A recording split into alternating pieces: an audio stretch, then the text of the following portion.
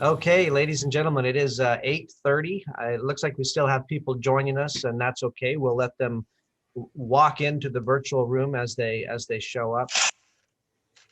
Well, everyone, we made it. We made it at least to the end of the week. The first week of, or the week of orientation and convocation.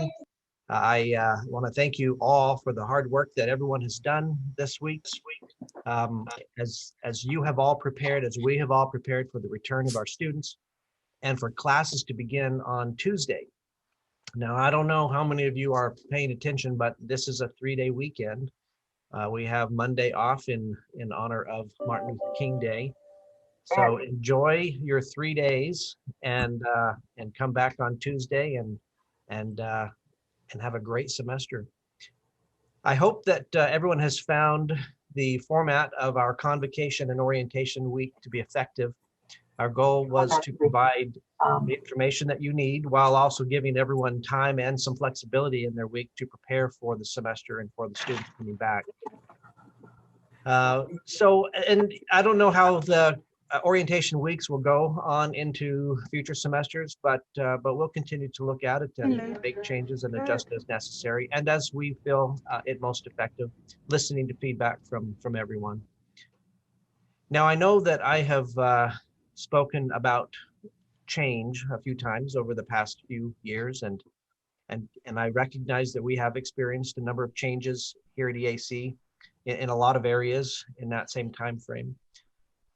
But for many reasons, change was inevitable at EAC when our previous president and executive vice president retired together, because those two individuals were primarily responsible for decisions, institution-wide decisions at the college, leaving on the same day. Change was going to happen either way. And then I decided to modify the decision structure of the college to more of a team effort, a larger team effort. And the attempt, or the intention, was to include more voices in those decisions. This has been a work in progress, and I am grateful to everyone who has been patient with me and with the executive team as we have worked through that process. Then when Jeannie Bryce and Tim Curtis both retired 2 years later, that changed the executive structure again, and also a key position. It removed one position from the executive team, but also changed a key position, that of the vice president of academic and student affairs. That was another change, and a fairly significant one at that. Now, change is usually slow, but this is intentional. Sometimes, however, I think we wish that we could wave the magic wand and fix everything all at once, or even something all at once. The reality is that there are many factors and considerations and complexities with almost every decision. Sometimes even the small ones, or the seemingly small ones. So progress can seem slow, although that's often more of a positive than a negative thing. Now, I would like to talk to you today about this concept of an ideal team player. Now, this comes from a couple of different places. I have often heard, I've been here at EAC for 20 years, over 20 years now, and I've often heard this, and it's not a bad thing, but I often hear that we are part of the EAC family. I think I've heard that phrase a number of times over the past couple of decades. This is a very congenial, maybe even a very comforting way of describing our connection and our relationship to each other. In many ways, there is a family feel to our connectedness. In fact, I'm sure many of you have been in conversations with colleagues here at the college, maybe even students, where the comment is made, "I'm sure we're related to each other." But that's the realities of living in a small community, which again is not a bad thing at all. It's a good thing. But I had wondered if there was maybe a better way to describe how we interact with each other that maybe makes more sense from an organizational perspective. Think of it this way. People don't choose family members. You don't retire from your family. You don't quit a family, usually. and you don't get paid, or usually have very specific goals that you have to achieve to stay in that family. Now, I recognize that there are many family structures out there, many family dynamics. I'm referring to maybe what we might consider the norm of a family. I started reading a series of books about teams by a man named Patrick Lencioni. Books like Five Dysfunctions of a Team, The Advantage, Ideal Team Player, etc. And I started wondering if maybe EAC could benefit from an intentional pursuit of developing our human resources by thinking of ourselves as a true team, or maybe groups of teams, defined as people who work together to achieve strategic and agreed upon or common goals. So that's really the genesis of this workshop and what we're trying to accomplish.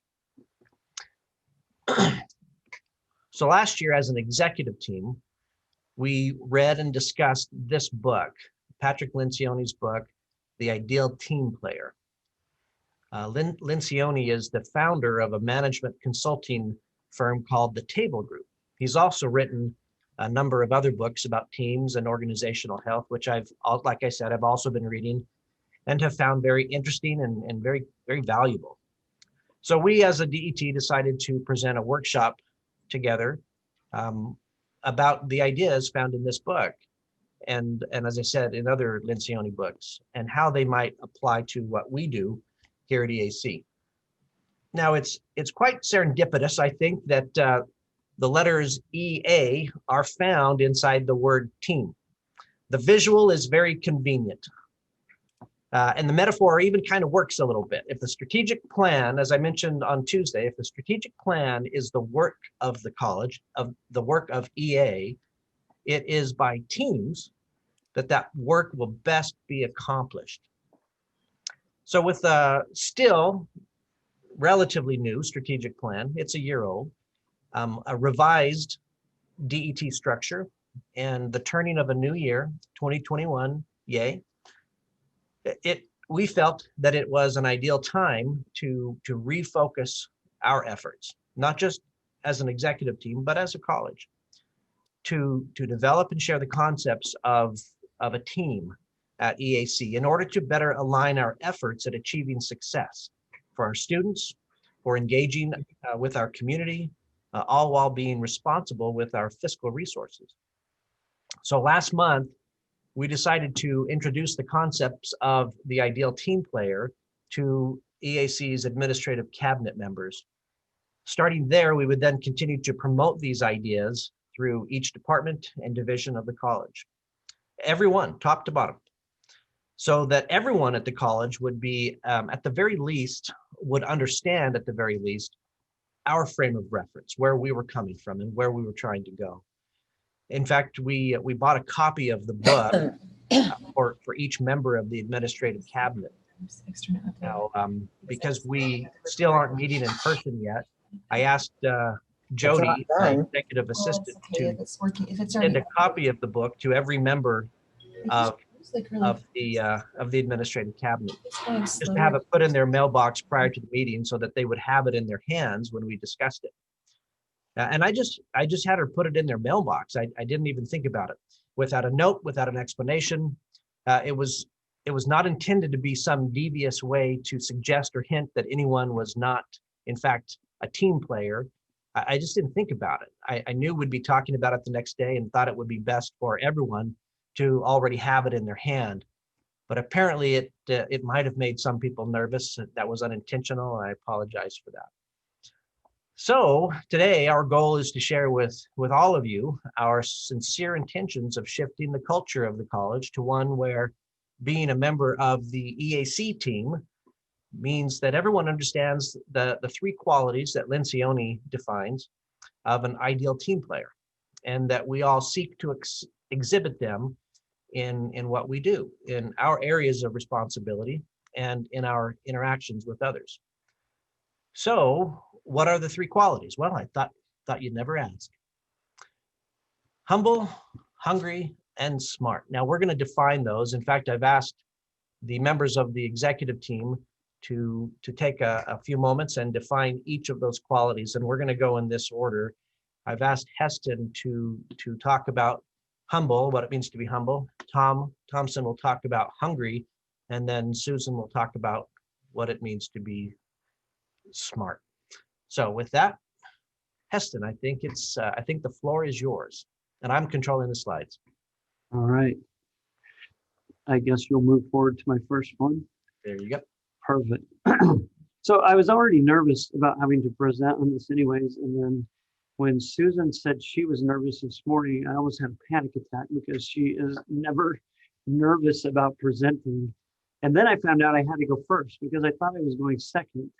So here we go. I'll do my best here.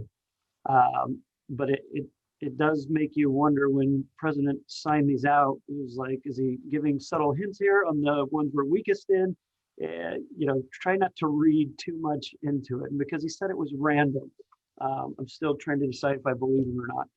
But just straightforward, what humility is and what it isn't. And each of us are going to kind of go through these same questions on our specific characteristic, which Lencioni refers to as virtues, interesting enough. So what it is, humble team players are self-confident, but not arrogant. I think that's pretty straightforward. What it isn't, this definition is a little more interesting. And if you listen to Lencioni on any of his podcasts or anything else, he'll use this quote often, which is actually a quote from C.S. Lewis. But I love it. It's great. Humility isn't thinking less of yourself, but thinking of yourself less. So unselfishness, basically. President, if you want to move forward. What are some characteristics of humility? Again, very straightforward. The ability to share credit, praise others freely, emphasize team over self, prioritize collective wins over individual ones, being vulnerable. I think that's one of the toughest ones, or maybe just for me, self-assess and course correct when necessary. So again, I don't think anything surprising here, but just good, straightforward definitions. All right, next slide, President. So some statements on the characteristics. Being able to admit when you are wrong and acknowledge your weaknesses. Humility in a team member shows up as a lack of excessive ego or concerns about status. And I think a lot of these words, when you go opposite of humility, are interchangeable, whether it's ego, arrogance, pride. Truly humble people do not see themselves as greater than they are, but neither do they discount their talent and contributions. So that's an interesting part of the humility aspect is there's really two sides to it. There's this balance here of not being so humble, which really isn't humility at all, that we're decrease our own self-worth or don't have any self-confidence. And then when a leader is humble, they have a clear understanding of their strengths and weaknesses and are unafraid to lean on their team for skills they lack, but courageous enough to double down on their strongest abilities. And I really like this specific quote here. Again, it has a balance, but humility is also having courage to do what you know you're good at, to speak up. It's almost seems a little counterintuitive that not speaking up would be a lack of humility, but it truly is that you're too prideful to want to share the things you're good at. You're withholding, you're holding back. Next slide, President. So again, there's kind of these two sides to humility, and Lencioni even says that one is a lot more dangerous than the other, and that's the first that we'll talk about. But again, they can both be destructive, not only to a team, but to the individual themselves. So we mentioned these words: ego, pride, arrogance, vanity. All of these things are the very opposite of humility. And when we suffer from those, it's when we make everything about ourselves. Those, or when we tend to boast or seek that attention, that self-gratification. And then, of course, and we've seen this, ego-driven personalities, they foster an environment for resentment, divisiveness, and office politics. Can be extremely destructive and demotivating to a team when we have to deal with those kind of personalities. And then, of course, too much humility, which ironically is not a thing. It's actually impossible. There is no such thing as too much humility. However, it can be mistaken or hid as insecurity, low self-esteem, self-worth. And but that is not what humility is. And again, not as destructive as the first one, but still destructive to a team and also to an individual. So people who are insecure sometimes will discount their own talents and appear humble, but really it's that insecurity. They can be taken advantage of. In fact, Lencioni refers to these kind of people as pawns. And they tend to hang around because they may be easygoing, but they get taken advantage of, and again, aren't contributing as much as they should have. And individuals with a deflated sense of self-worth may not share their ideas or even identify problems in an organization, which is just as bad. Next slide, please, President. I'm not going to read through all these. These are just some quotes I found that I really liked. The second one really stuck out to me. If you aren't humble, whatever empathy you claim is false and probably results from some arrogance or the desire to control. But true empathy is rooted in humility and the understanding that there are many people with as much to contribute in life as you. I love that. We all come from different areas, and it's easy to think that however we do things is the very best way to do things. But the truth is there's so many successful people who go about things in different ways, and being able to recognize that and leverage the strengths of other people on teams is so important. I'll just read the last one. It says, by my count, more business leaders have failed and derailed because of arrogance than any other character flaw. And I think that's where Lencioni, he refers and says that humility is the most important of these three. It's because of how destructive it can be. So the emphasis there is it's a bit daunting, and it's even a little scary, and requires a lot of self-reflection, I think, to look in the mirror and say, where am I on that humility scale, and then to find that right balance. That's I think that's the last part of mine, President. Okay, very good. Tom, I think you are next. All right. All right, so hungry, what is it and what isn't it? Obviously, it's not talking about physical hunger, so we're not talking about the Nathan's hot dog eating challenge. We're not talking about the YouTube eating challenges that for some reason I've been watching a lot of for the last 2 months. It's about diligence and self-motivation to always want more. Next slide, and we'll see about what that more means. So hungry people are always looking for more things to do, more things to learn, more ownership of their current responsibilities and more responsibilities to take on, more ways to improve themselves and their performance for the good of the team. And that's an important ending to that sentence, is for the good of the team. It's not selfish. And also more ways to contribute to the mission of the institution. Next slide. So a hungry person rarely needs to be pushed by a manager. So that's where you get the self-motivation. They're always looking for something. So rather than you having to reach out to them, they're coming to you. What else do you have? What else can I do? A hungry person is intrinsically driven to work hard. There's just something about them that they put their mind to it, or they want to get something done. They have that internal drive to do it. A hungry person is always thinking about the next step and the next opportunity, almost chomping at the bit. They see completing the current project as a way of taking on the next project. So they are always driven forward by that. A hungry person loathes the idea that they might be perceived as a slacker, That would definitely be the biggest slap in the face for them to be perceived as maybe how they perceive many other people is, oh, they want to be seen as that go-getter. A hungry person is great to have on a team as they can motivate everyone to do better. You see this all over the place. One person is that spark plug. You'll see all these kind of adjectives applied to them, and it gets you motivated. Their motivation, their hunger is contagious. Next slide. So of course there are concerns. Let's talk about slackers, people with too little hunger. That should have been hunger. They require a lot of hand holding. So they're always having to ask questions, what do I do next? How do I do this? There's not that initiative. They can drag the whole team down, just as a highly motivated hunger person can bring everybody and get them motivated.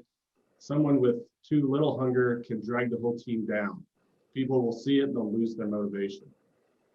They can be difficult to remediate, as hunger tends to be the most innate of the traits and tied to early development.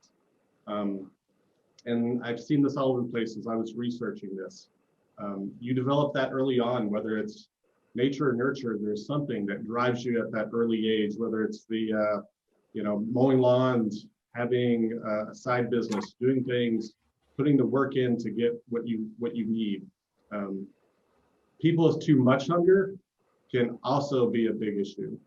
When that hunger is more directed towards self, they can bulldoze over fellow teammates to the point that those people feel marginalized and the overall productivity goes down. They can also become workaholics, where their entire identity is about work, which leads to a whole other host of problems. And they tend to get burnt out. Can easily destroy team and company culture when put into work environments that prioritize productivity at the expense of humility and people smartness. So think about Enron, or think about certain causes of the housing crisis. This was all people that are hungry, put into a situation in which things were tied to objectives, and that was a dangerous combination. And they paid the price for it. Next slide. So when I think of hungry, I think of a lot of things came back to finding that work-life balance. So the first quote by Mark Twain, although I thought it was C.S. Lewis, but it's Mark Twain: find a job you enjoy doing and you will never have to work a day in your life. This is that thing with high school counseling or college counseling or any of these phases in your life where you're trying to find, what should I do? And it's the ideal situation where your personal passion matches the job that you're in, and you get this from Mark Twain. The next quote, I want to know what passion is. I want to feel something strongly. Aldous Huxley, Brave New World. Passion tends to be very personal. There's things that you love to do, you have a passion about. And always, sometimes that's not reflected in the position that you're in, which leads us to John F. Kennedy: ask not what your country can do for you, ask what you can do for your country, which speaks more of purpose. So the first quote by Mark Twain is about when passion meets purpose. The second quote is more about passion. This one, third quote, is about purpose. So the ideal situation is to have those, but where hungry people are put into a position where maybe their passion isn't present, they are able to find purpose to drive them. The purpose of the institution is what they get excited about and where they can direct their hunger towards. The fourth quote, have you ever seen a headstone with these words, if only I had spent more time at work? And that's from the song Busy Man by Billy Ray Cyrus. And it speaks to that dance that is finding that right balance between work and life. And it's not about, hey, it's 5 o'clock, or it's about this time, I go home and it's where my life begins. This has more to do with not overly compartmentalizing things. So you can leave work at 5, go home, but if you overly compartmentalize work, well, that's where it stays. This is where I'm at. Hungry people tend to be thinking about these things while they're in their outside of work. Whether it's watching a show, reading a book or something, they start thinking how it applies to this purpose of the institution. And my last quote, if you want to kiss this guy, better learn how to kneel by U2, speaks more, a little bit of work, more to humility. So we've covered both of those. So I'll hand it off now for Smart to keep you with. All right, I'm up, President, is that right? Yep, that's you. So I love stories. I'm going to start with a really quick story. Picture me at 14. I've got two older sisters, 16 and 18, and the 18-year-old wants this kitty. So we are all sitting in our grandmother's living room, and this sister who's 18 calls my dad and proceeds to ask for this cat. And I remember thinking as a 14-year-old, what is she doing? She's not going to get the cat. I don't hear my dad on the other end. I only hear what my sister is saying. And I'm like, well, she's not going to get the cat. And so then she passes off, and she doesn't. So she passes off the phone to the next sister who's 16. And I think the same thing. I'm like, have they not met our dad? Of course, this is not going to work. What they're saying is not going to work. And I didn't have a sense of why I thought that, or how I knew that their approach was not going to work. And they said, well, Susie's going to get it. Just give her the phone. And I got on the phone and I got the cat. Okay, now I'm not judging myself here. You all have to judge me, and rightly so. When I get through with this, did I use a superpower for good or for ill? Okay. So now, what is smart? Keep that story in mind. What it isn't, it's not about intellectual capacity. Okay. What is it? It's about having common sense about other people. So have that story in your mind. All right. Todd, next slide, please. So the characteristics of a smart person effectively interacts with others. A smart person discerns what's happening under the surface in group settings, can figure out kind of what's going on. That person will ask relevant and productive questions, will listen to others, has kind of this ability to discern and respond to the needs of others, and understands and responds effectively to facial expression, voice inflection, and the body language of others. Next slide, please. So let's think about that in terms of statements. We often think about, or maybe you've heard the term emotional intelligence more than you've heard this term about being smart, but you've probably also heard the term people smart. These are used interchangeably. So a smart person has emotional intelligence, EI, has good judgment, is intuitive about group dynamics. This person knows their colleagues' likely responses to most situations.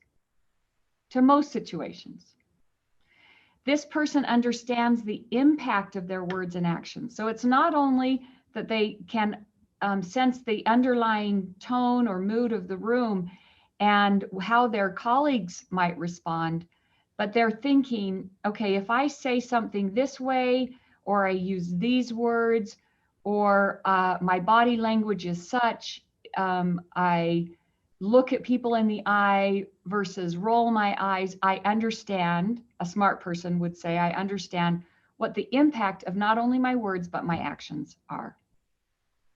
And the smart person has that self-awareness, and then has the self-control to not roll one's eyes. If that's internally you're rolling your eyes, no, a smart person is like, no, that's not going to be perceived, and I'm going to lose capital and credibility. I'm not going to do that, or I'm going to hurt somebody's feelings, right? I want to be empathetic, so I'm not going to do that because it won't have the response that I desire. And a smart person can use this superpower for good or ill. Dangerous people are often smart people. So it's kind of an interesting thing. If you think about, you might be thinking about examples right now. So dangerous people are often smart people. If that's their only superpower, they're not combining it with being hungry and humble, then they might be dangerous. Next slide, please. So what are the concerns? People who are only smart, right? They aren't hungry and they aren't humble. Well, they aren't always concerned with the long-term success of their teammates as individuals. So this is using that superpower for ill instead of good. And I think this is different than being humble. I think that Heston made a good point that really if you're too humble, it's about lack of self-confidence. I think that being too hungry and too smart really do have some disadvantages. And for being too smart, or smart only rather, you really do end up being quite selfish. A smart person is super entertaining at times. And so that could be the concern, is that they're focusing too much on that they know how to read a crowd and get the crowd to respond to them. And also I would say that sometimes that person who's only smart may end up in the long term losing the trust of their teammates if they're viewed primarily as a charmer. Eventually people are going to say, I don't know that I trust this person. And then my last slide. So what's the balance? The balance is to read people without the temptation to manipulate. Okay, so think back to my story. Did that 14-year-old Susie manipulate because she knew her dad? Kids know how to read their parents, right? They're pretty darn smart about their parents. Do you have a child who's a little bit manipulative? A person who balances this superpower for good has the desire to achieve their own goals with help, and also help their teammate or their teams achieve the overall goal, right? So there's a balance there between their goals and their team's goals. And their tendency is to assume that they always understand their team's motive. I think that's actually a danger. And so I like this last quote by Nelson Mandela. If you want the cooperation of humans around you, you must make them feel they are important. And you do that by being genuine and humble. And that's my piece. So I'm not going back to myself. You have to say if I use that superpower for ill or for good. Back to you, President. Thank you very much, Susan. I'm curious, does your family still call you Susie? They do. Really? Yeah. But you all cannot. Okay. Please I don't. see you as a Susan. You're a Susan in my mind. I'm a Susan. Okay, so these concepts of humble, hungry, and smart, maybe to some of you, maybe not, but maybe to some of you, they seem maybe a little too contrived, maybe a little too simplistic, possibly. But I think when you consider the potential power found in each of these ideas, you might begin to see how they can be foundational for anyone as they develop their own work ethic, connect with their colleagues, and recognize that we are all on this team together, and that we're working toward a goal or the same goal. Lencioni goes further, and this is also, I think, very important because we're talking about three different, very specific characteristics. He goes further to admit that no one person is likely perfect in all three of these virtues or qualities. We may all need to work on one or more of them from time to time, in fact. And even then, the qualities may not be entirely consistent with any one person at any given time. So I might, on one particular day, I might be more hungry than on another day. I might be good with people, but maybe some days I make unfortunate social faux pas that come back to bite me. There are likely degrees of these qualities in all of us from time to time. So, and this is also from Lencioni. So it might be helpful to look at this in terms of a Venn diagram and how these qualities interrelate with each other. Some people may be humble and hungry, but not smart, or maybe they lack a lot of people smarts. Maybe they're smart and hungry and not humble, or maybe they're humble and smart, but they're not motivated and they're not hungry. So Lencioni has a designation for all three of these variations as well. So someone who is humble and hungry, but not people smart, he calls them the accidental mess makers. His analogy is like having a cute puppy in your home who is energetic and loving and rambunctious, but he's also chewing on the furniture and making a mess all over the floor, or terrorizing the cat, chewing up the furniture or whatever. You chastise the puppy and you even reprimand them, but in the end, you're always apologizing for the puppy. You're making excuses for them and probably also cleaning up after the puppy. I'm so sorry, the puppy didn't mean that. That's just how the puppy is. So someone who is humble and smart, he calls a lovable slacker. So think about this for a second. Someone who is really good with people, can really read people, very people smart, is not arrogant, but is humble, and is generally fun to be around. They might be enthusiastic about absolutely everything in life except their job, except what we're paying them to do. You keep them around because everyone likes them, but everyone ultimately ends up either doing their job or for them, or the job just doesn't get done. And they're also very hard to reprimand because they're so lovable. And then he calls people that are hungry and smart skillful politicians. These are people who are good with people, who have a very high sense of emotional intelligence and can read a crowd and can read people. They are also very highly motivated in their job, probably even to the point of aggressive. They can speak the right words. They are really good in interviews, and they know how to work a crowd.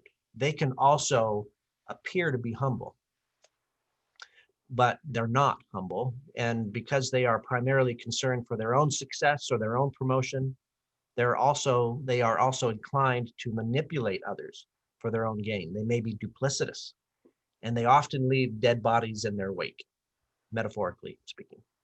So once you understand these concepts, what do you do with them? How do we apply these in ourselves and in others, especially those that we supervise? So what I'd like to do with the rest of the time that we have in this workshop is to go through a few exercises and maybe use some of these exercises to further define what these qualities mean and how we can apply them. So what we're going to do is, and I'd like some participation in this, and feel free to use the chat feature of Zoom, and I'm watching this as well.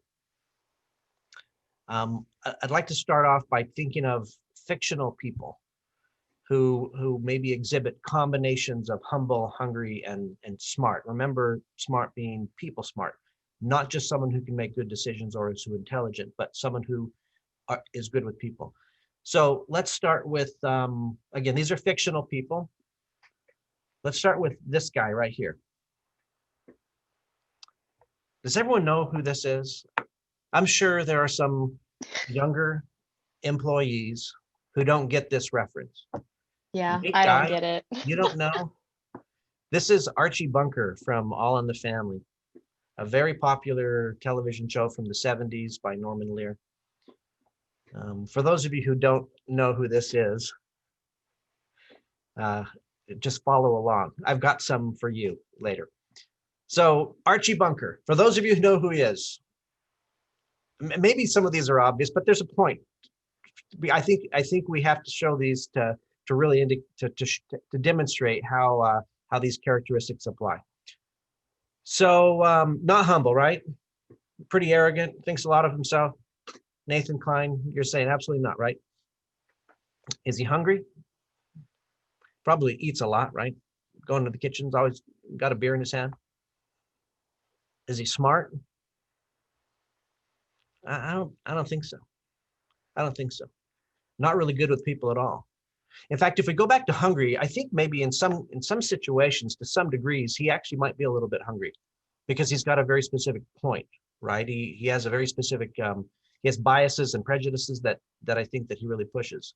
So in certain areas, he could probably be considered hungry, but certainly not people smart. doesn't know how to work a crowd, doesn't know how to work with people, isn't empathetic with others, doesn't understand how they're feeling. Okay. So for those of you who didn't know who Archie Bunker was, do you know who this guy is?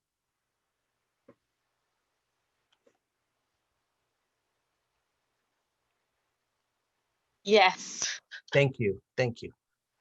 This is Lord Voldemort, he who must not be named, in the Harry Potter series. Okay, so is Lord Voldemort humble? No, right? Certainly not. Not humble. Very arrogant, very power hungry. Is he?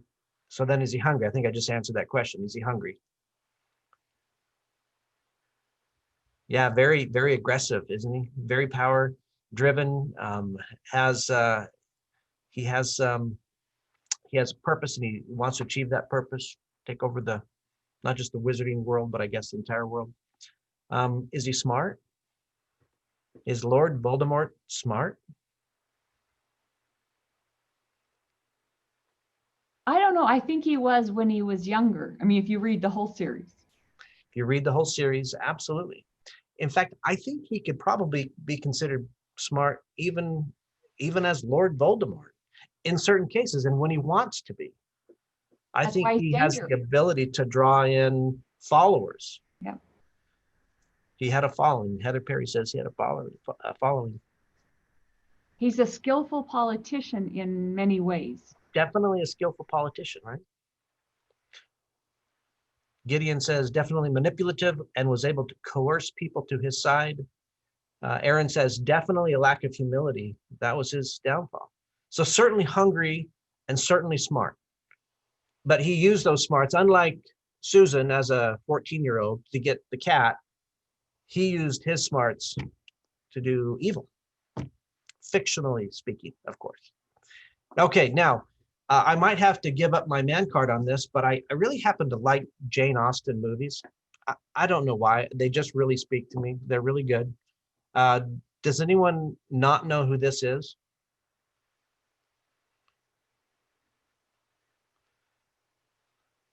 Tammy, you don't know who that is? This is Elizabeth Bennet from Pride and Prejudice. Great miniseries. If you haven't seen it, please do. There are many versions of Pride and Prejudice out there, but this particular one happens to be my favorite. I don't know why I like Jane Austen stories, but they're really quite good. I also happen to like a lot of things British, so that's probably part of it. So anyway, I thought about Elizabeth Bennet, right? This probably is a little bit tougher in terms of humble, hungry, and smart. So for those of you who don't know who this is and don't know the story, this may be a little difficult. But for those of you who do, is Elizabeth humble?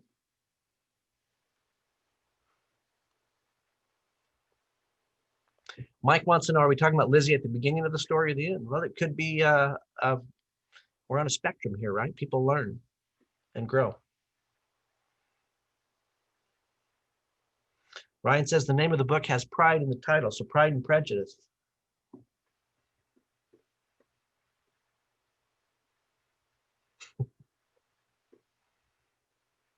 Stephanie says, I don't think she's humble. James says that for the most part, she's all three. Lucas says very humble.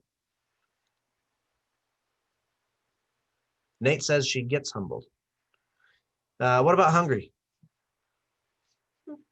I don't think she's a slacker. I think she is driven. She's not necessarily driven just to get married, which some of the other sisters are. What about smart?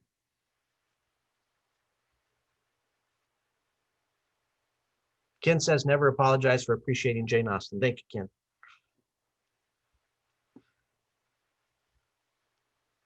Was Elizabeth Bennet smart? I think she was to some people, but not to others. Oh, I'm going to be thinking about this for days now. Oh, darn it. That's a great question. But Mr. Bennet, was he smart? Well, yeah, I could have put Mr. Bennet up there, but I didn't. because I think she's a little more interesting of a character. I think she was smart. Well, she wasn't really smart because she didn't read Wickham, if you'll remember. She didn't get that, and she didn't get Mr. Bennett, but she learned. So I think there's a lesson here that even though you may not exhibit a particular quality, or maybe your prejudices blind you to certain things, but I think you can become. I'm reading some of your comments here. Depends on her environment. Certainly depends on, oh, I said Mr. Bennett, Mr. Darcy. It's Mr. Darcy. Oh, that was my bad. Sorry. Yeah, sorry, Susan, I took your cue. It is Mr. Darcy. Cameron says, keep in mind her responsibility to social mores. Okay, next one. I really like movies. The 80s is my decade, and I really love this movie. Everyone knows who this is, don't they? This is Ferris Bueller, ladies and gentlemen. You have to know who Ferris Bueller is. Mr. Bueller, Ferris, humble? No, I don't think he's that humble. But I don't think he's also concerned about status. And I also don't think he's quick to point out contributions to others or seek or share credit or even emphasize team over self. Is he hungry? Yes, he's hungry. He's not hungry for a particular job, though. He's hungry for other reasons. He's driven, but not necessarily because of work. Is he smart? 100%. Very smart. Very smart in terms of being able to read people. Maybe a lovable slacker, possibly a lovable slacker. Cameron says, seems like a lovable slacker to me, but definitely railroads his friends. Yeah, I think that describes Ferris. Dave says manipulator deluxe, and Knight says, and a manipulator. Yep, I think so. Definitely a lovable slacker, I would think. Works hard when it serves him. Okay, good. One more on the fictional side. We just had the holidays. This has become a classic movie in my home. Buddy the Elf from the movie Elf. Is he humble? Yeah, I think Buddy's probably humble. Is Buddy the Elf hungry?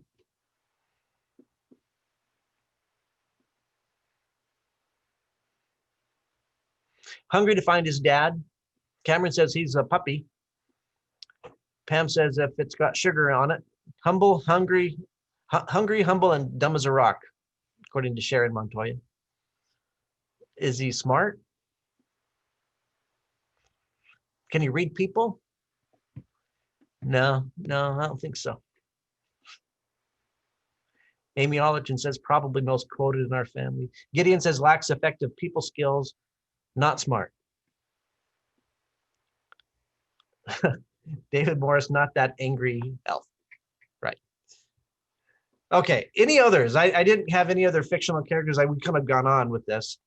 Any other thoughts, fictional characters that you'd like to use to demonstrate humble, hungry, smart? Michael Scott. That's from the American version of The Office. I do know that. I'm more of a David Brent guy. Shouldn't admit that.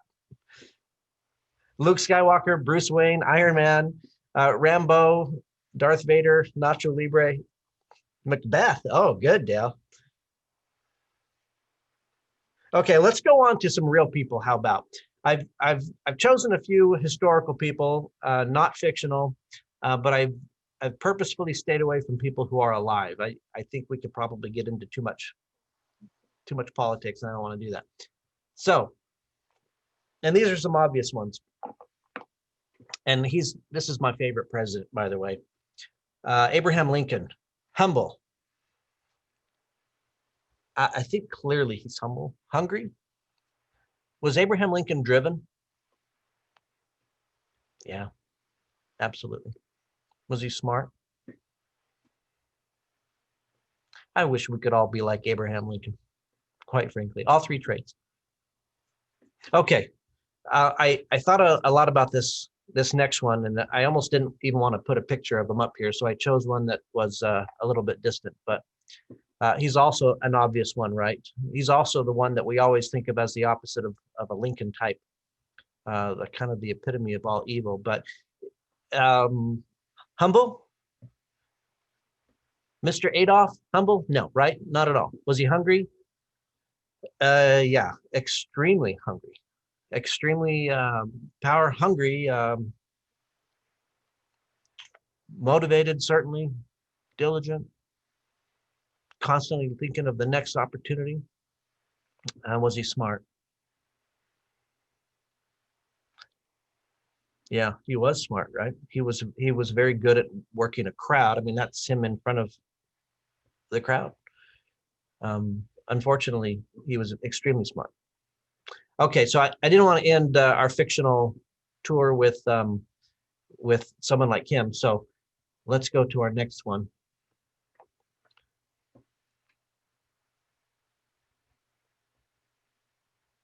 You almost can't get two polar opposites than these two individuals, right? From Hitler to Mother Teresa. Humble, without question. Hungry, was Mother Teresa hungry? When we think of that phrase and how it applies here and how it's defined, was she hungry? We often don't think of Mother Teresa as being hungry, as driven, right, as motivated. Maybe that's not the first thing that comes to your mind when you think of her, but I think certainly she was very driven, and she had a very strong purpose. Hungry to share a message, serving others, working a population through fear may end up not being smart. We're talking about Hitler again. Force of nature, driven to serve. And was she smart? Could Mother Teresa work with others? Did she understand people? Boy, I wish we could all be a college full of Abraham Lincolns and Mother Teresas. Okay.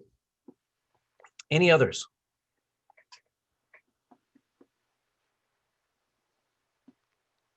I don't want to talk about Donald Trump.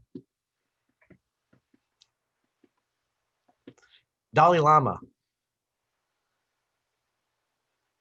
Gandhi.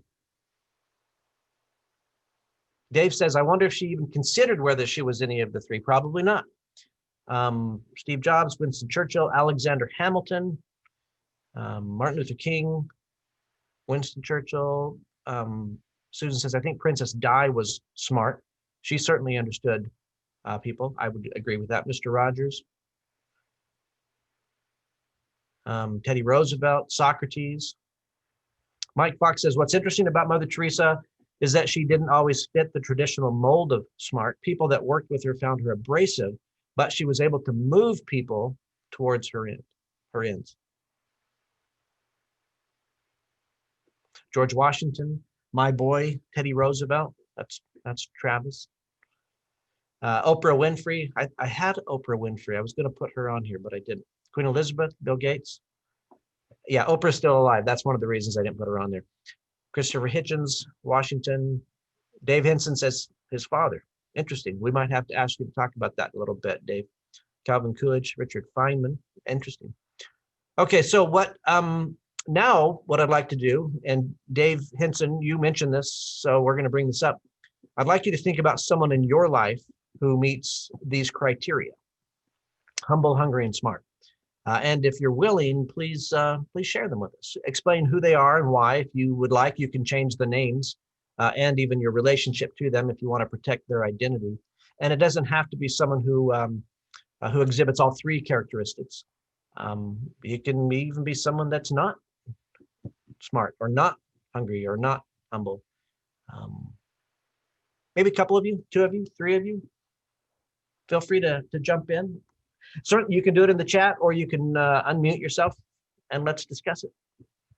Someone from your life who meets these criteria or doesn't meet the criteria.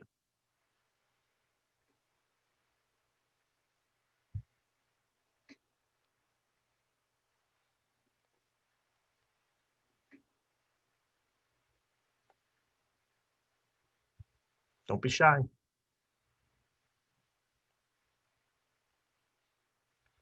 Lori Dugan says Muhammad Abdel Muttalib. That's her husband, by the way, if you didn't know that. Nate says, my dad, he would often be perceived as smart because of how awkward he was socially, or he wouldn't be perceived because of how awkward he was. But he understood people. He just couldn't communicate with them effectively. David Moore says Phil McBride meets all three. Phil, you just got called out. Excuse me, John F. Kennedy. Travis says my father-in-law fits, excuse me, all three. I don't know who JPQ is, but how about Jesus? Cameron Maurer says my wife is pretty smart, hungry, and humble. Or is it pretty, smart, hungry, and humble? David says Eric Lehman. Jeff Henley says great Uncle Hayes, who stormed the beach in Normandy. Spencer Udall says Dave Lunt. That's Spencer's grandfather. I was actually thinking of Dave Lunt myself. I think Dave is an excellent example of someone who's humble, hungry, and smart. Those of you who know Dr. Lunt. Anyone else?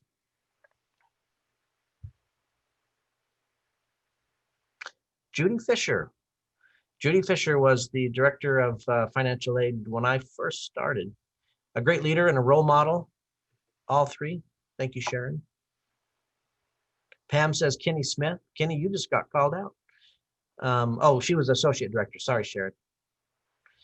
Ray Orr said Ed Shamey. Ed Shamey was my government teacher at Thatcher High School. Ed was great. Cindy says Anise Cope from Thatcher Schools. Was all those for me while I was in high school and needed direction. Craig says my friend Clay Hargis. Everett York says the guy there who teaches microbiology.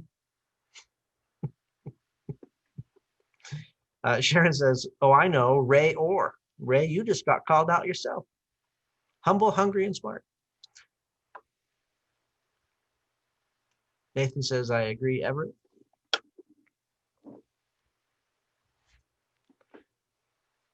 Okay.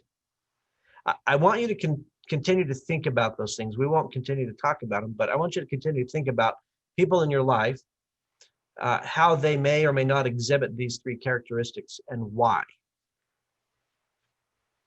Now, what I'd like to do is, Patrick Lencioni, he did a TEDx talk at the University of Nevada, and I'd like to play a clip of that TEDx talk. So I'm going to have to share that particular screen. Now it's on YouTube. So, and this has been sitting on my browser here for a while. So when I start playing this, we may have to watch 5 seconds of an ad for Peloton or something, but I'll try to skip through it as quickly as possible. So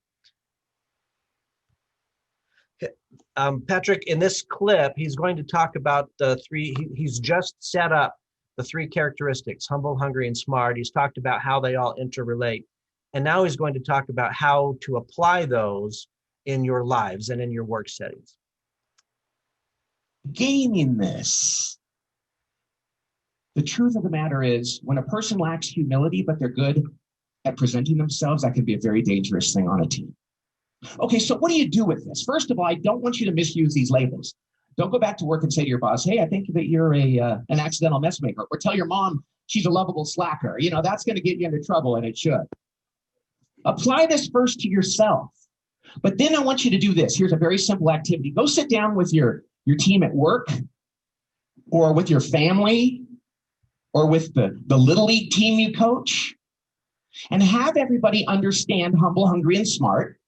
And then ask them to rank themselves in these three areas. Which one they're best at, second best, and third. Even if they're good at all of them, they're going to have a third. Even if they're not so good at all of them, one of them is going to be third. And have them just identify which one is their third.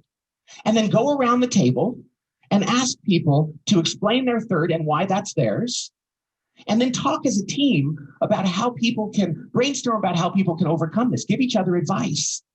That humble person, you might say, you know, Maybe you shouldn't talk about yourself so much, but you should ask questions of others and take an interest in others' lives. That hungry person, it's like, maybe when you're about to leave work at 4:50, you should check in and see if there's more work that needs to be done. Or that smart person at the end of meetings, maybe you should ask people if you've upset anyone and learn about how you can avoid that. Whatever the case is, what I want you to do is turn your colleagues, your team members, your family members into your coaches. They are the best source of coaching and advice you have to become a better team player and more successful in life.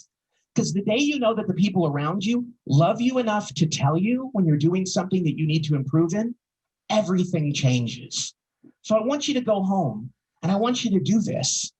And in a very short period of time, you're going to see a difference. Now, let me leave you with this. At my company, the Table Group, we don't.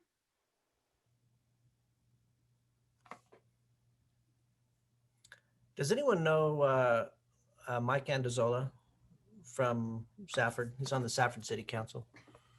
He looks a lot like Mike Andazola to me. Even kind of acts like him a little bit, if you know who that is. Okay, so anyway, what do we take from this? How do we apply this? Before we apply it to others, we apply it to ourselves. I think that's key because it's easy to judge others and it's easy to judge others' intentions and how they are. But I think until we recognize where we are with respect to these three qualities, we don't yet have a place to be able to judge someone else. So that was the reason that I sent out yesterday morning this self-assessment tool. I hope everyone was able to, or everyone received it and was able to go through it. So would anyone like to share with the rest of us what they found out, what they learned about themselves? Sometimes it's a little hard to be honest with yourself when you go through these questions. It's a simple tool. Any thoughts? Nathan says humble 17, hungry 18, smart 14. Eric says my number 3 is humility. Todd, do you want us just doing that in the chat? Either way, Mike, you can do it. No, okay. Well, what I've found is that there's times or different people I'm dealing with where I can be humble in one setting, and then in another setting, I'm really, usually when I feel out of my depth or when I feel, I don't know, like afraid of looking bad, right? Then I suddenly have a hard time admitting like that I'm wrong. But in other settings, it's pretty easy to admit I'm wrong. I found that it was hard for me to completely grade it because it's pretty situational, and that made me wonder what I need to do to be more consistent. You know, how come I can be smart in one setting and another one completely miss that I'm hurting someone's feelings, as an example. Right. And anyway, so that was an insight to me is it can't that it's not always easy to judge yourself because who you are, and it fluctuates at times, or not who you are, but I think your reaction and interaction with others. Yeah, thank you, Mike. Thank you for sharing. I really think that it is situation specific, and you're absolutely right. It's difficult to assess yourself in characteristics like these. It might be helpful, and this is how this self-assessment tool frames it. It's probably a little bit more helpful to assess yourself by thinking of how others perceive you. I will say that I learned I'm a different person at home than I am at work. I asked my husband, I scored myself at work, and then I asked my husband, do you think I readily admit to my mistakes? He was all, no, probably not. Anyways. Yeah, it's definitely situation specific, isn't it? Dave says, I hope I'm too hard on myself because when I got done and graded it, the criteria suggests I suck at being an ideal team player. Kenny says, I love the idea, or Nate Guy says, I can understand people, but depending on the situation, it can be very difficult for me to show empathy, even if I know it's negatively affecting them. Kenny says, I love the idea of making your peers your coach. We seem to accept coaching from those we trust. We have to trust them first, right? Mark says, I think it would be interesting to take the survey in the morning and then later on in the day. I have more productive mornings than any other time. Sharon wants to ask her office to rate her. I don't feel I can accurately rate myself, she says. Agree with Sharon. Heather says I could be hungrier. Would it be interesting to, this is from Craig, would it be interesting to have someone fill it out about you and compare your answers to theirs? I think that would be very interesting, Craig. So again, I think it's important to consider this and first of all, rate yourself in terms of how you feel others perceive you. I think when you frame it that way, I think you almost have to become a little bit more honest with yourself, because it's easy to misread how people see you if you think, well, I understand what my intentions are, but how are they seeing that by what I said? So why is all this important? Is this all fluff? Are there any real takeaways here? And how can it apply to EAC, to our work here at the college? Or does it apply at all? What have you learned, if anything? If I can jump in here, President, Yeah, I definitely looked at it, especially taking the survey reinforced by results of the survey, especially in that people smart area where just trying to think about how other people perceive me and the struggle with that matched with the idea of that being my third. But then it becomes this idea of, especially when you looking at how others perceive you for each of these three categories and how you perceive yourself, as that gap analysis of that should drive continuous improvement. So I look at this and think this is that continuous improvement, being honest with yourself and then looking for those areas that you need to focus on and train up that maybe you normally wouldn't when you focus on kind of your own narrative. Interesting. Thank you. I know you can all read these comments, so I'm not going to read them all to you, but some really good takeaways here, and maybe some lessons learned. You know, I think the idea is that none of us is, we are all part of a team. We all work together, even if our job isn't necessarily interacting with others, when there are very few who have a job like that here. We are all part of the same purpose, and we all have the same, ultimately, we all have the same mission. And because of that, we are all part of a team, and we're all part of a group. And we have to interact with each other, and understanding how we are perceived and understanding how we can affect others, I think is important in order to enable us to be successful. Todd, I also think it's important for us to recognize that this is a work in progress. This isn't a one and done. Now we've talked about the ideal team player, and we've got this definition for somebody who's hungry, humble, and smart. And now we're done. We change, Check. Go home for the long weekend, and we come back ideal team players. I read this book quite a while ago, and it constantly comes to my mind.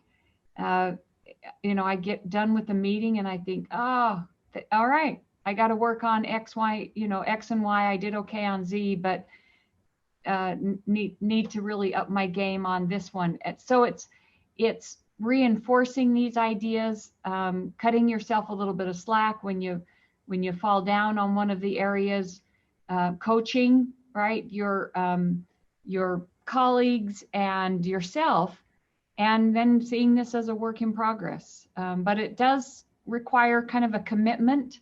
And I think that's what I can see out of this particular workshop, is just the desire to make a commitment to work on these three. Thank you. That is so important. If we're going to make this work, it's not a one and done. It's not, we didn't just check this off of our to-do list that we've done it, but we have to make a commitment to move forward. And so that's our challenge as an executive team, and that challenge applies to all of us, including members of the executive team. And that is, would you, EAC employees, be willing to be humble, to be hungry, to be smart for your team at EAC? And will you work on it and continue to work on it and help keep each other accountable to these characteristics? That's the challenge today. Todd, Yes. it's Janice. I just like to say too, it's like when you buy a new car. You see a new car and then all of a sudden you see everybody who has a car just like you. And it becomes more self-aware. And I think the more self-aware we are, sometimes I write this in evaluations, is about knowing, one, that we don't know everything, two, that we make mistakes, and three, it's okay to make mistakes, but about becoming more aware so we know when we're doing those things. That's all.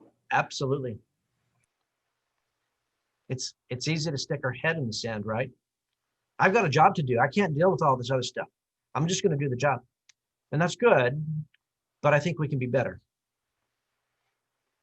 So our goal is to continue this conversation. Our goal as a district executive team is to continue this conversation at the administrative cabinet level. And we're going to talk about it. We have a meeting on Tuesday, in fact. We will continue to address it. It will be part of the upcoming ongoing agenda for executive or for administrative cabinet. Our intention is to provide additional resources, and we'd like everyone to use these characteristics and these concepts in coaching sessions with employees, and possibly even in the future additional leaderships with respect to these ideas. What Lencioni says is he says, what makes this model so powerful and unique is the required combination of all three attributes together. If even one attribute is missing in a team member, teamwork becomes significantly more difficult and sometimes even impossible. So recognizing that it is a work in progress and that we all have varying levels and that it is situation specific, I think if we're working on it and we are self-aware, as Janice mentioned, then I think we can improve. And even a small improvement will have great impact on our work that we do here at the college. So I know we're a few minutes early. I don't think anyone would ever complain about getting out of a meeting early, unless someone else has any other comments, and I'd be happy to hear any final parting words from anyone. We'll go ahead and end this workshop. I want to thank you all for attending. I really especially want to thank you for your participation. We're getting a lot of great comments and chats, and I can't wait to go back through and read them. And like I said, to continue this conversation. So please, everyone, have a fantastic 3-day weekend. Enjoy your time with your family or friends or wherever you're going to be. And we'll see you all on Tuesday morning with all of our wonderful EAC students. Thank you, everyone. Have a great day.